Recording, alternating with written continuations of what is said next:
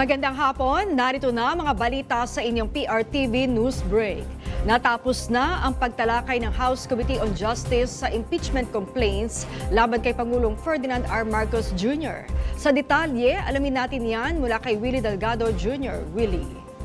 Tinapos naman ng House Committee on Justice ang pagdetermina kung sufficient in substance ang reklamong impeachment laban kay Pangulong Bongbong Marcos Jr.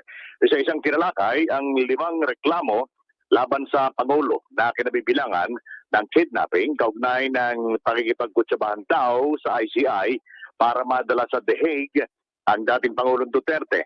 Illegal drug use base sa ibinulgar umano ng kanyang kapatid na si Senator Amy Marcos. Ang hindi pag-veto sa unprogrammed appropriations ng ilang sunod na taon, ang sinasabing kickback at pakinabang sa flood control projects, at ang panghuli ay ang pagbuo ng ICI para pagtakpa ng mga kaalyado ng Pangulo na sangkot sa anomalya. Nagbigay ng kani-kaniyang manifesto ang 39 na miyembro ng komite, pero mayorya sa mga ito ay walang nakitang tibay sa De Jesus complaint. Hindi muna nagbotohan ang mga miyembro ng komite kung sufficient in substance ang reklamo at pinagpabukas ang botohan. Sabi ni Justice Committee Chairperson Jinky Luistro, nais niyang bigyan ng konting panahon ng mga members ng komite para pag-isipan ang kanilang magiging boto. Bukas naman tatalakayin kung may sustansya ang reklamong inihain ng Makabayan Bloc at sabay naman pagbobotohan kung ang dalawang reklamo ay sufficient in substance. Alright, maraming salamat sa iyo, Willie Delgado Jr. Itinuturing ng Department of the Interior and Local Government na case closed na ang kaso ng pagpatay sa policewoman na si Diane Marie Molienedo at sa kanyang 8 taong gulang na anak. Ayon kay DILG Secretary John Vic Rimulya, kasunod ito ng pag-aresto sa 4 na sospek na isinasangkot sa krimen. Sa ngayon, hawak na ng pulis ang dating asawa ni Molienedo bilang person of interest. Natagpuan ang labi ni Molienedo noong Enero 24 sa Pulilan, Bulacan.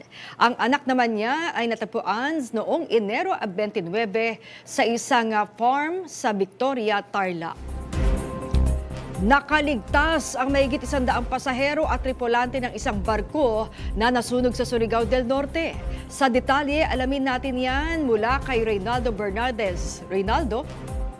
Yes, magandang hapon, Maan. Mabilis na tumugon ng Coast Guard Station sa Surigao del Norte sa isang insidente sa dagat na kinasagutan ng MV Maria Teresa matapos magkaroon ng sunog sa loob ng engine compartment habang patungo sa pantalan ng Liparan, Surigao City. Matapos makontrol ang apoy, naparinisa ang barko at naiwan itong dead on the water sa bahagi ng Surigao Strait.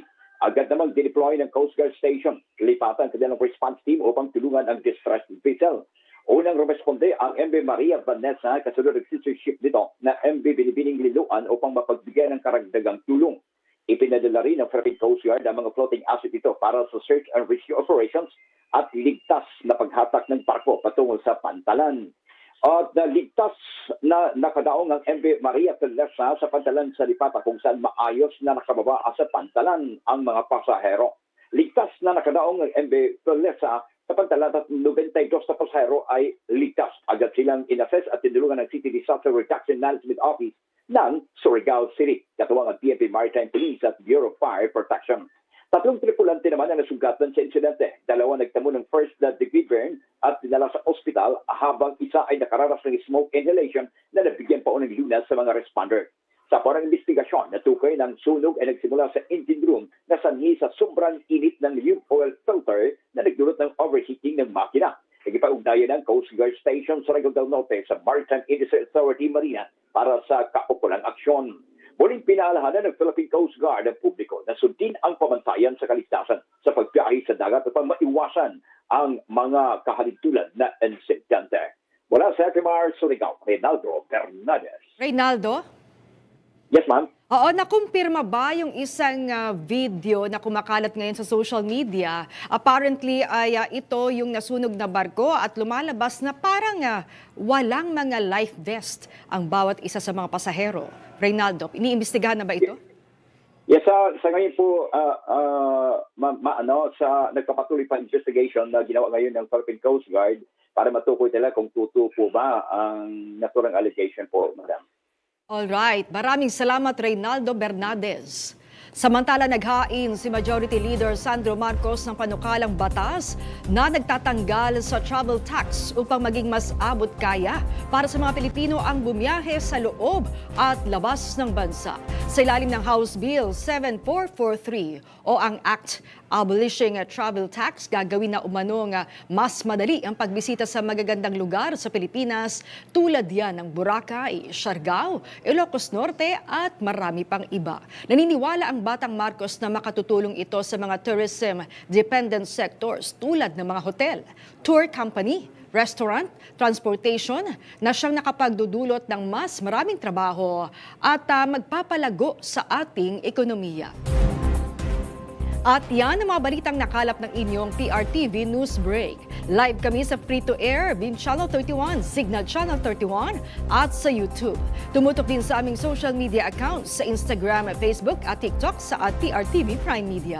Abangan ang mas komprehensibong balitaan sa Arangkada Balita mamayang alas 5:30 ng hapon.